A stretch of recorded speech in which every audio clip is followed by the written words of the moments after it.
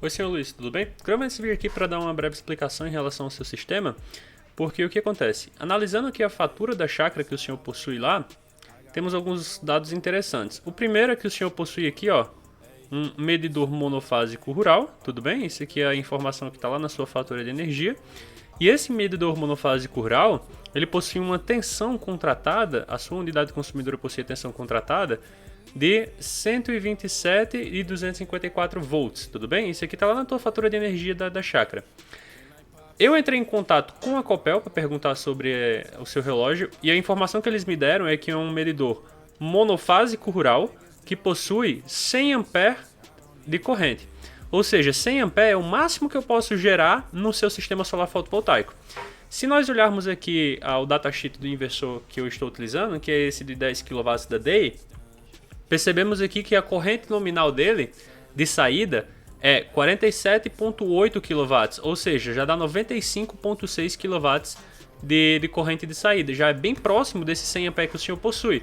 Ou seja, o máximo que eu vou poder colocar vão ser dois inversores de 10 kW.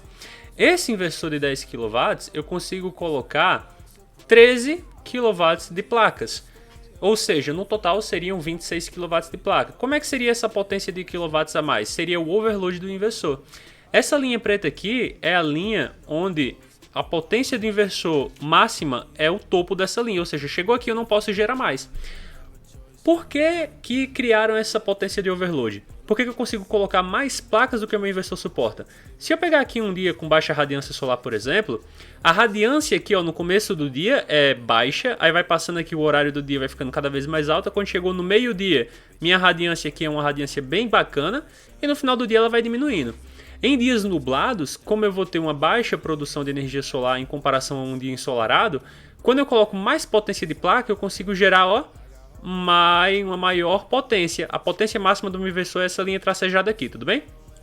Essa potência verde aqui é a potência adicional e essa potência em preto seria a potência de placa relativas ao meu inversor. Agora, se eu pego um dia bem ensolarado, na qual eu vou ter uma geração bem bacana, e eu considerar essa linha tracejada aqui como se fosse a potência máxima do meu inversor, digamos que essa linha representa os 20 kW que eu vou ter de inversor. A linha verde vai representar os 25 kW de placa. Quando eu chegar aqui ao meio-dia aproximadamente, eu vou ter uma geração superior aos meus 20 kW de inversor. Eu vou ter 25 kW sendo gerado. Ou seja, esses 5 kW eu vou perder. Mas por que é viável? Porque aqui ó, no começo e no final do dia eu vou ter uma geração maior do que eu teria normalmente. Então é essa potência de overload que eu vou trabalhar com o senhor. Se eu colocar os 26 kW que o inversor suporta, eu vou ter uma perda muito maior. Então eu estou considerando 24 kW, ou seja, 4 kW a mais, para ter uma geração legal. Se eu considerar esses inversores aqui, dois inversores de 10 kW, eu vou ter 20 kW de inversor. Só que eu vou colocar 20 kW, 24 kW de placa. Esses 24 kW de placa, eles vão me gerar aproximadamente 2.391 kWh mês. Por que essa informação é importante? Porque isso daqui é o máximo que eu consigo gerar lá na chácara. A não ser que troque o disjuntor, só que é um processo bem complicado que você vai ter com a Copel, porque já tentaram fazer isso antes, mas para a região não está dando ainda. Essa é a geração máxima da sua chácara. Eu fiz aqui um histórico de consumo de todas as empresas em relação à Copel. Aqui em cima, ó, esses que estão aqui, essa primeira linha aqui, tudo da sua empresa. Essa de baixo aqui, até aqui é da sua empresa. Essas duas em azul são aquelas chácaras lá que nós fomos visitar. Alguns aqui estão como viabilidade sim e não, porque significa o quê? A viabilidade para colocar energia solar. Então, por exemplo, se eu for analisar aqui essa unidade consumidora 6015-1064, eu vou ver que o histórico de consumo dela me dá uma média de consumo de 201 kW. Como ele é um relógio bifásico, a minha taxa mínima é 50, então eu ainda consigo bater 150 de energia. Beleza, é viável. Já essa unidade aqui, a 6015-1021, ela possui uma média de energia consumida de 60 kWh mês. Ou seja, como ela é bifásica, a taxa mínima é 50. Eu teria que abater apenas 10 kW, não é viável. Então eu fiz essa análise para todas as suas unidades consumidoras e concluí que apenas 3, 4, 6 delas eram viáveis para colocar energia solar.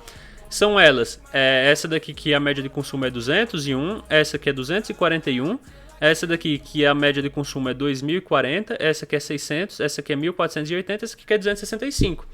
E o total que eu tenho em quilowatts é 4.864. Só que o que acontece? Lembra que eu tenho uma taxa mínima a pagar para a Copel? Se eu for somar a taxa mínima de todas essas unidades consumidoras que são viáveis, a taxa mínima que eu vou ter é 330 kWh mês que eu sou obrigado a pagar para a Copel. Ou seja, a diferença entre a taxa mínima e a diferença entre o total de quilowatts que eu consumo e a taxa mínima vai me dar a minha geração ideal. A geração ideal para esse sistema seria 4.534, só que nós percebemos que na chácara eu só vou conseguir gerar ali 2.391. Como é um local rural de difícil acesso, a Copel ainda não possibilitou a troca do disjuntor. Inclusive o rapaz que trabalha aí, ele já havia requerido, ele até comentou quando nós estávamos aí que ele havia requerido e não conseguiu. Então, por isso que não dá para bater as outras unidades consumidoras todas da chácara. Você consegue gerar no máximo 2.300. Então, a chácara aqui tem um consumo médio de 2.000. Sobraria ainda 300 kW para o senhor jogar para alguma unidade consumidora que está no seu nome, que seriam essas daqui. Tudo bem? Então era basicamente isso que eu tinha para explicar.